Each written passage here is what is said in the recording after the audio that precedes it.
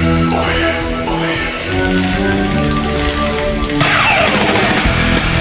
buy that for $1. Good afternoon, my sweet tortured souls. It's been a hot minute, but Miss Violet is back with a little collectible review.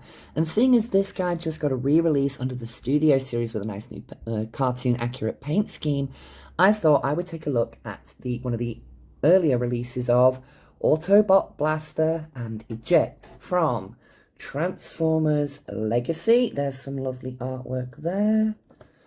Some more on the side here. See if I can get that in frame properly. And then you have the promotional images on the back of the box.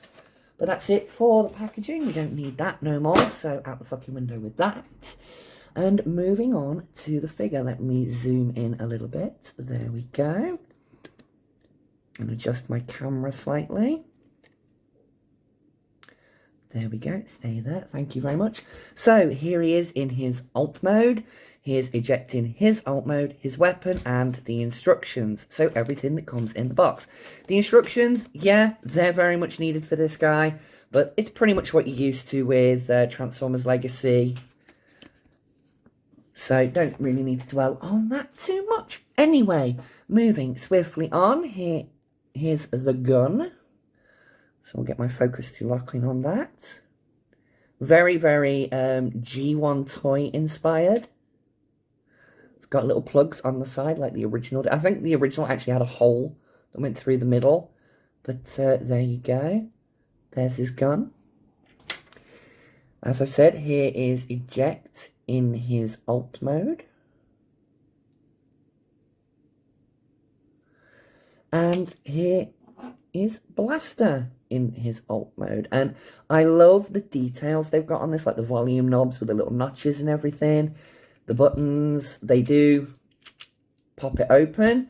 Molded detail on the inside of there. It's like an old tape deck. You can take Eject and just pop in inside. It's a bit of a finagle to get him to fit in properly. There we go. There's a little click you need him to do. And then pop that shut. Spin it around to the back. Again, more details. Peg holes. There's numbers. But yeah, the gun does store. There's a little tiny tab right there.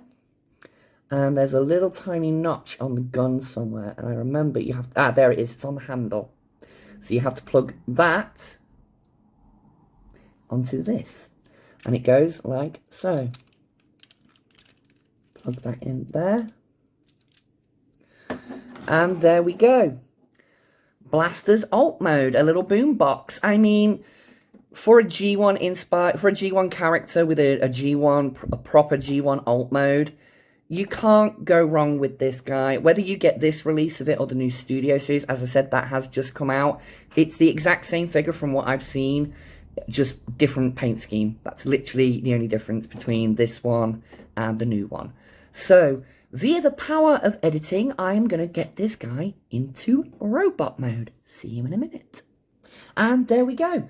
Into robot modes. You've got Blaster in his robot mode and Eject in his robot mode. So let's take a closer look at Eject first.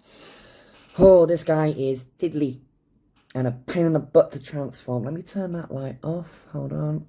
There we go. And there you go. There is Eject. I don't know how well my camera's going to focus on it because it wants to focus on everything but this freaking thing. Hold on. It doesn't want to focus. No, that's the best I'm going to get this guy to focus at the moment. But, yeah. Little fists and everything molded in. Little tiny feet. There's his back. I mean, it's all in translucent blue plastic. Little bit of gold. Yellow for the face. There is details there, but they're so, so tiny. This guy, I usually just keep in cassette mode and keep in his chest. Or if he is in robot mode, he's kind of tucked away behind someone. You know, he's tiny compared to the rest of them. So, yeah, but that's Eject in his robot mode. Now, on to the main event, why we're all here. Blaster in his robot mode. Now, The details on this guy are just absolutely stunning.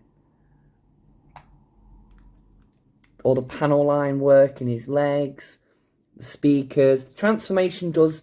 It's not super involved, but it's just fiddly. Getting things lined up just right is a bit of a pain in the backside with this guy. But he's still got the pop the chest open gimmick. He does have one hand molded with a pointing finger, so you can kind of use the articulation.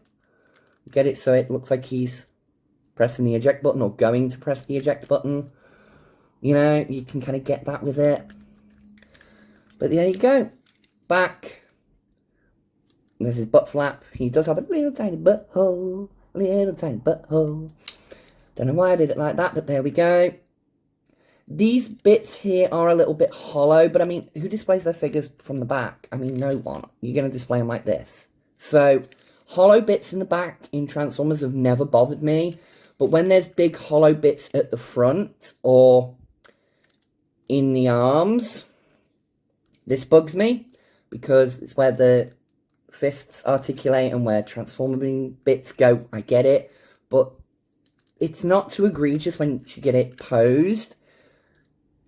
So this doesn't bother me, but if it was at the front, that would piss me off. But there you go. So there you go. That's Blaster. Oh wait, articulation. Head is on a ball joint, so it can look up a little bit, down a little bit of tilt, and you get Exorcist levels of spin there. So there you go. Arms can go that far out that way. Can do a full 360. Elbows, you got slightly over 90 degrees, and I mean very slightly. Same both sides. Wrists do go out due to transformation, but that looks weird. And there's no rotation peg, so there's no wrist movement really. You have to kind of use the elbow as the wrist joint. It's a pain. But legs can go that far forward. If you move the butt plate out the way, they can go that far back. He can do, if you can get the joints to play with you, Van Damme levels of splits, but again, that's more due to his transformation more than anything else. You've got no rotation up here, but you do have a waist swivel. There. Knees, flat 90, but you do get rotation at the thigh.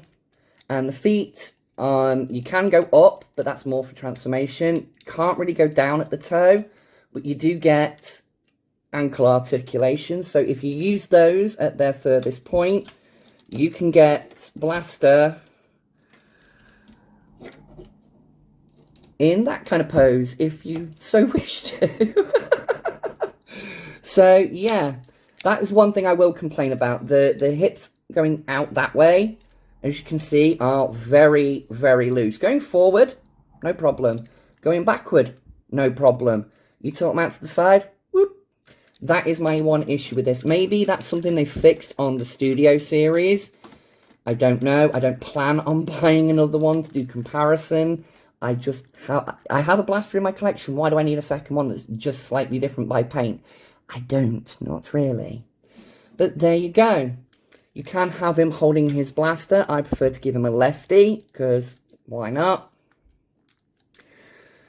You have him hitting his eject button. Pop that open like that. Make it like he's pressing his button. Get him posed. Oh, sod it. That can stay closed. But get him a little bit posed. Have eject with him. And there you go. That's my review of the Transformers Legacy Blaster and Eject. I hope you've enjoyed this one. I'm sorry I've been away for such a long time. Life got in the way, but I'm back with toy reviews now, and I will leave on with the next one, and I'm going to review another Transformer with my first proper triple changer, Blitzwing. Catch you in the next one. Bye.